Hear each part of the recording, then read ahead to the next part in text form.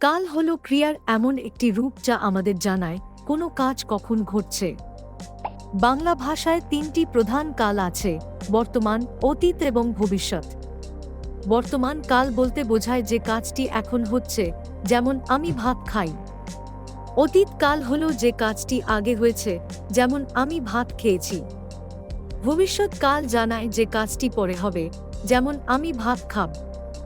এখন বর্তমান কালকে আবার চারটি ভাগে ভাগ করা যায়।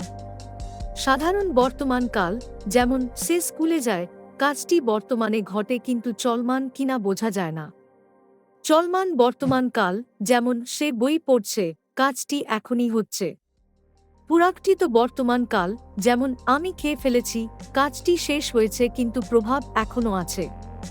আর পুরাকৃত ঘটমান বর্তমান কাল, যেমন আমি সকাল থেকে পড়ছি, কাজটি কিছু সময় ধরে চলছে এবং এখনও চলছে। এইভাবে বাংলা ভাষায় কাল আমাদের সময়ের অনুভূতি দেয়।